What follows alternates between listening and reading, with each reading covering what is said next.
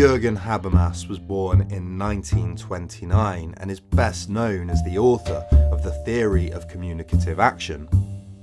He was a prominent member of the Frankfurt School, a loose coalition of intellectuals who believed that while Marxism was too inflexible as a critique of capitalism, it nonetheless had much to say about the pitfalls of the modern world. Habermas's first contribution to the thought of the Frankfurt School was The Structural Transformation of the Public Sphere, written in 1962. In it, Habermas describes the development of a public sphere of thought that developed out of the salons and coffee shops of 18th century Europe. Before the weakening of monarchical powers that culminated in the French Revolution, public affairs were decided mostly at the king's court. As a tugging and pulling developed between the monarchs, the church, and the developing bourgeois businessmen, those bourgeoisie slowly won rights and protections for their newly acquired property, which in turn developed into arguments about free speech and a free press that guaranteed a space for public opinion. The ascension of the public sphere coincided with the emergence of liberal philosophical thought from thinkers like Hobbes, Locke, and Kant. For Habermas, the public sphere is a bourgeois public sphere, though, because it excludes the poor and the uneducated. It only made sense if you had the money to absorb or to contribute to the sphere in a meaningful way. But even so, throughout the course of the early development of capitalism and classical liberalism, the public sphere and the quality of debate that took place in places like the penny coffee houses of London was notably egalitarian, lively, and rational. The growth in long-distance trading required news about those new places of trade, and a need for public relationships between people that had a stake in that growth of trade. The relationships were horizontal, between people of roughly the same social status, rather than vertical, between noblemen and commoners or kings and his subjects. So initially the public sphere was a thriving and positive place. Habermas believes, though, that in the 1830s a shift started to take place, guided by the Industrial Revolution and the rise of consumerism. Taking a Hegelian dialectic view, Habermas believes that liberalism sought to save itself from its own contradictions by making way for a welfare state for those that capitalism wasn't looking after, while at the same time the increasing size of corporations and the development of a mass media meant the demarcation between the public and the private spheres became blurred. The pure and authentic nature of the salons and coffee houses and the independence of local newspapers dissolved.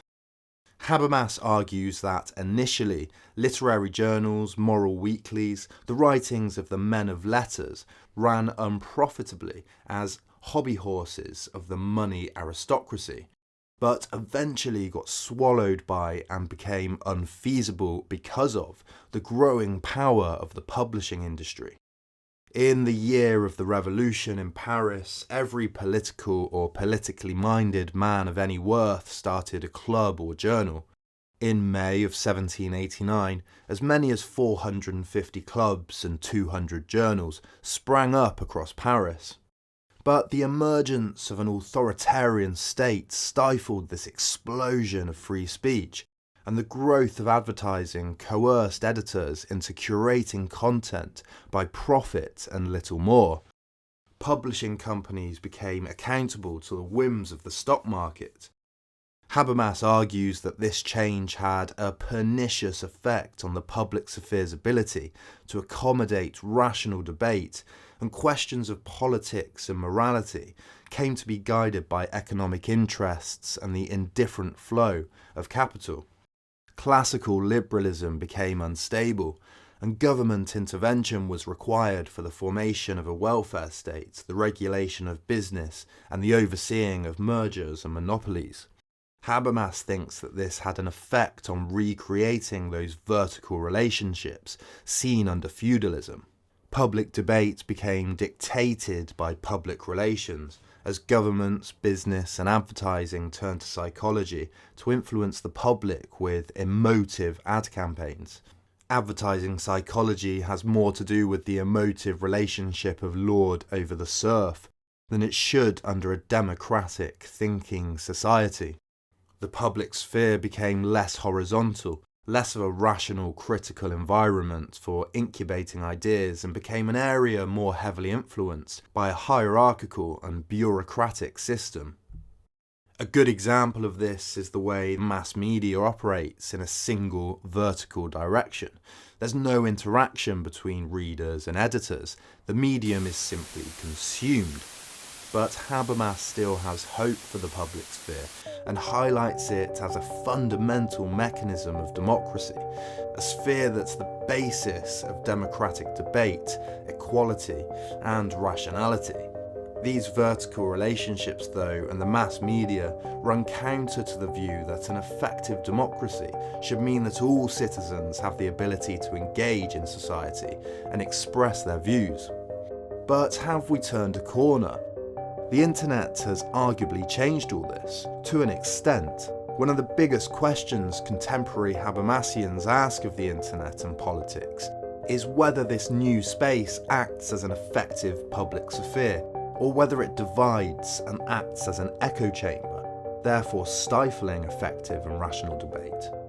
Habermas himself is doubtful about the potential the internet has for restoring some balance to the public sphere, for these same reasons. He has also argued that political discussion and debate online still coalesces around the press and central narratives that are dictated by traditional offline media. Benjamin Barber also argues that features such as interaction speed, user solitariness, and emphasis on images polarizes and limits rational discussion online. In the book The Permanent Campaign, New Media, New Politics, the authors argue, though, that the internet has fewer central nodes, fewer gatekeepers, and fewer agenda setters than traditional public discourse, and so makes the playing field more accessible, more horizontal. And content online is less beholden to advertising than traditional mediums. So, while the internet has its limitations for expanding and re-energizing the public sphere, its real effect has only just started to emerge and is only just being studied. If Habermas's bourgeois public sphere emerged as feudalism turned into capitalism, can we expect a drastic change in our relationship to politics as we turn from the industrial age to the information age?